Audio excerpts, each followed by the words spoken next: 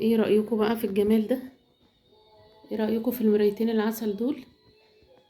ديكور عسل ورخاص جدا وبأدوات رخيصة وعندنا كلنا في البيت.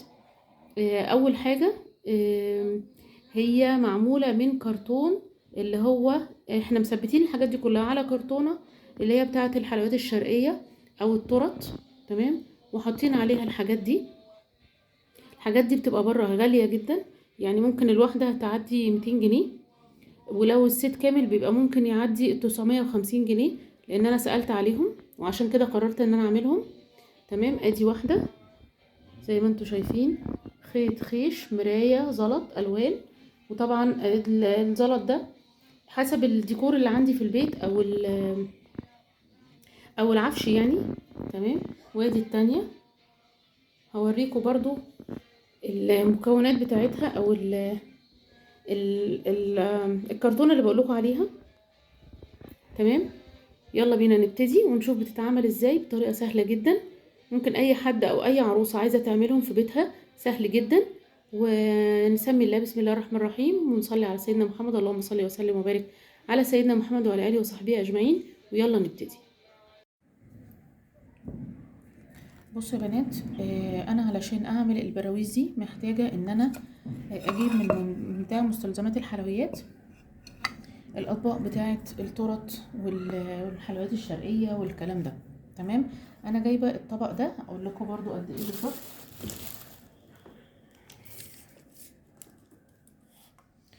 ده اللي هو 29 سنتي. ماشي. وجايبه ده اللي هو 24 سنتي. تمام. ال29 ده انا جايبه له مرايه 20 سنتي. تمام. علشان اعرف اشتغل على المساحة اللي بره دي. خلاص. فانا جربت ان انا الزق بمسدس الشمع علشان الدنيا ساقعة قوي، فالشمع بمجرد ما بحطه بيفك على طول. فانا مش هعمل كده، انا هثبته بالشريط بتاع دبل فيس. الماركة دي حلوة قوي، دي حلوة جدا. هي سعرها هو كان ب85، بس الكلام ده مثلا من سنة. حلو قوي، اللزق بتاعه قوي جدا. فانا دلوقتي هعمل بالدبل فيس، ده افضل حل. وهحاول ان انا الزق كتير بقى علشان المراية مع الزلط اللي احنا هنعمل بيه هياخد مننا تقل على البرواز. فان احنا نلزق ده لازم نلزق كويس قوي من كل النواحي ومن جوه كمان، هنشوف دلوقتي.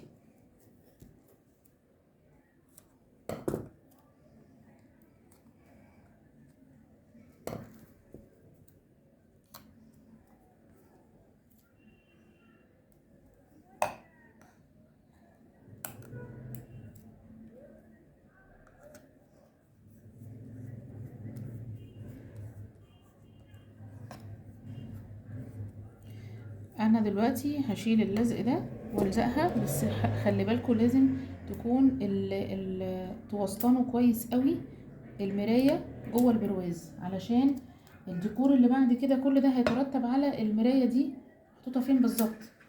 هتعوجوا المراية، كل حاجة معاكم هتبقى معوجة، فنخلي بالنا من النقطة دي.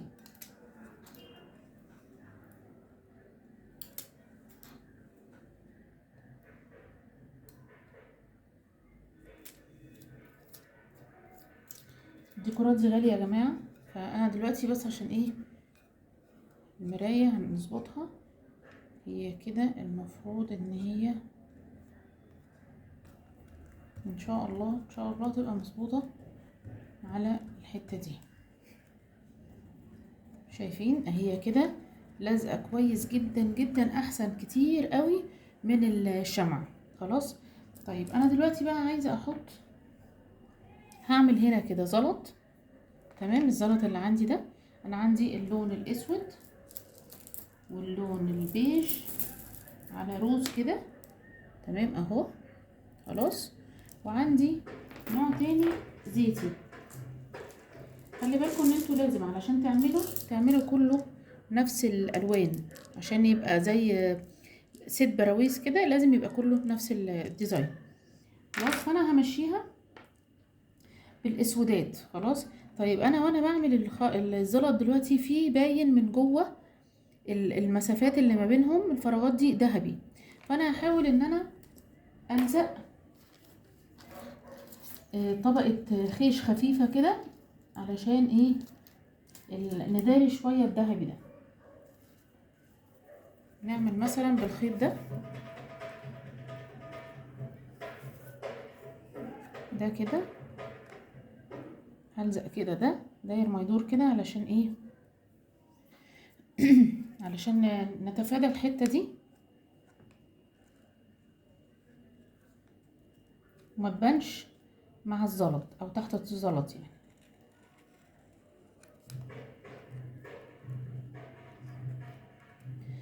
انا هعملها كده، هي لفة واحدة بس حوالين المراية، علشان نحط عليها بقى ايه الزلط.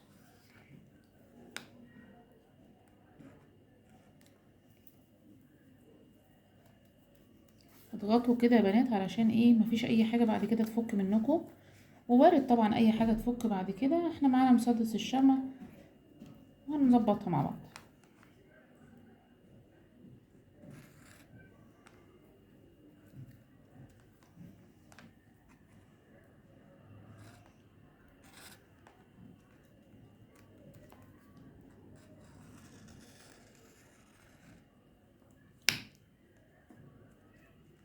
كده تمام. هنقص بقى كده على الحتة دي.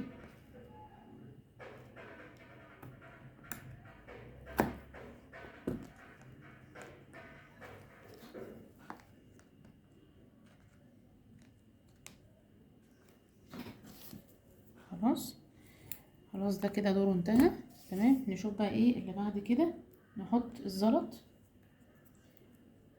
تنقوا برضو الزلط المبطط، الزلطايه المبططه، علشان هي دي اللي ايه مش هتكلكع معانا.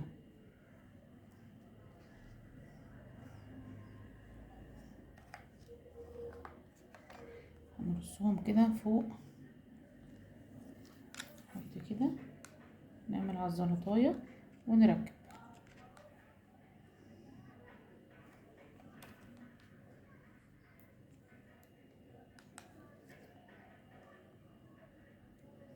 اهو كده الفراغ اللي باين تحت الزلطه لا باين لونه بيج.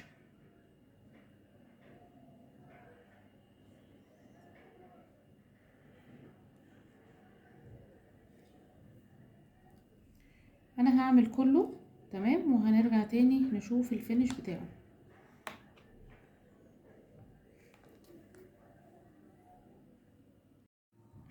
بصوا كده يا بنات، انا عملتها تمام زي ما انتوا شايفين كده، وحاولت ان انا ايه اتخلص من البواقي بتاعه الشمع كده.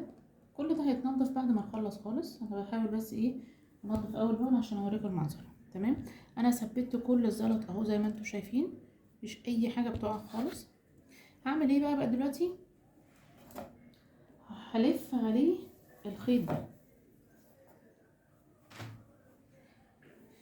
كده، هنلف عليه كده، نحاول نثبت الشمع بالشمع. هنثبت كده داير ما يدور الشمع. خلاص لحد ما نخلص خالص، وهنرجع تاني نشوف هنعمل ايه. اول حاجة انا بس علشان مش عايزة اظهر في الكاميرا، هو الشمع بيثبت كويس وبسرعة في الأقمشة او الخيش يعني، لكن ما كانش عايز يثبت في المراية عشان الاتنين ساقعين والجو ساقعة. وانا بعمل الخيش بحاول ان انا ادخله جوه الفراغات زي ما انتوا شايفين كده. اي حاجة حتى بتطلع معايا في الزلط اثبتها تاني مش مشكلة. نثبت كده الخيش كده.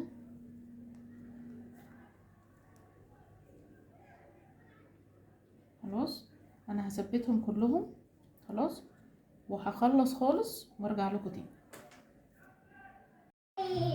بصوا يا بنات، انا بس نسيت اقول لكم ان انا قبل ما اخلص انا لسه هكمل طبعا عشان الدهبي ده يتدارى. بس عملت ايه؟ عملت خرمين هنا. بصوا عملته بمفك قلن رفنع خالص. فضلت اعمل كده. الحته دي للاسف ما اتصورتش، لقيتها اتمسحت. فضلت اعمل كده، مش عارفه انتوا شايفين كده. فضلت اعمل كده كتير كتير لحد ما بقى يعني اتخرمت. ورحت مدخله الخيش اللي احنا عملنا بيه تحت الزلط علشان محمل شويه. انا عندي خيط خيش اخف منه شويه، بس انا مرضتش اعمل بيه علشان الحموله بتاعه المرايه وحموله الزلط هتبقى تقيله على الخيط التاني. فانا فضلت ده تمام، وخرمت خرمين ودخلت الخيش كده خلاص. وزي ما انتوا شايفين عملت له عقده من ورا اهي، عقده كويسه قوي وضغطت عليها جامد ماشي. وايه وطلعت معايا، طلعتها من هنا. ولسه بقى علشان اداريها هلف عليها تاني الخيش. انا بس ايه قلت اقول لكم المعلومه دي خلاص علشان ممكن ما تكونش هتعرفوا يعني بعد ما اخلص. بصوا يا بنات، انا لقيت اني الاسود مع البيج قلت ايه عايز حاجه تنطقه شويه.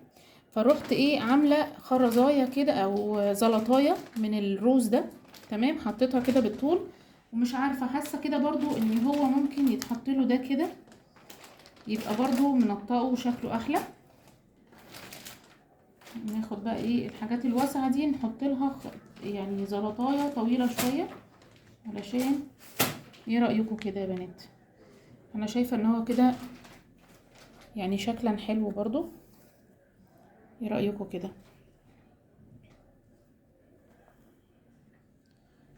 متهيألي كده شكله حلو. انا ممكن الزقهم تمام. احط ايه الزلط الطويله دي علشان تملى الفراغ كله، فاهمين قصدي؟ يعني كده تملى الفراغ كله. واحنا طبعا معتمدين على العليقه الخيش ان احنا خرمينها اصلا مش لازقينها، فاحنا ممكن نتقل عادي زي ما احنا عايزين. وطبعا مش هينفع نعمله يعني نحطه لو مش هتعملوا العليقه ما تجازفوش وما تحطوهوش على الحيطه بسكوتش، قصدي اللي هو دبل فيس يعني.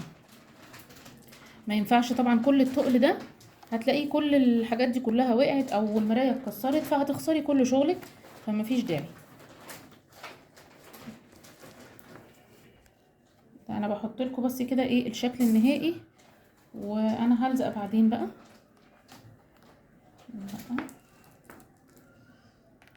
مثلا كده اعتقد كده شكله اقيم شويه، بقى شكله احلى. برضو اللي بيتابعني يقول لي في الكومنتات كده شكله ايه. ايه رايكم كده؟ وما كلفناش حاجه. انا مش عارفه قلت لكم ولا لا في اول الفيديو على سعر ال3 مرايات، كانوا عاملين 90 جنيه اللي هو حجم 20 مرايتين 20 ومرايه 22 تمام. انا بقى هعمل نفس الديزاين ده هعمله على الصينيه التانية اللي هي دي الاصغر، وهعمل على الصينيه دي. شايفين الصينيه دي برضو كانت جايالي برضو فيها تورته تقريبا او حلويات شرقيه حاجه كده مش فاكره بصراحه. برضو هستغلها وهحط لها المرايه الكبيره بقى. انا عامله حسابها في مرايه كبيره شويه اللي هي هتبقى كده تمام خلاص. وبرضو هعمل نفس الديزاين، بس انا كنت حابه اني انا اسيب دي ما ابينها الكنار اللي هو مقلم ده، حابه ان انا اسيبه ممكن يعمل شكل احلى برضو، بحيث برضو ان هو يمشي مع الديكور اللي عندي او العفش اللي عندي على ذهبيات. فقلت هسيبها خلاص. هعمل بس كل الديزاين اللي انا عملته في الصينيه الاولى هعمله برضو هنا تمام. وهنشوف بقى التلاتة مع بعض في الاخر ان شاء الله.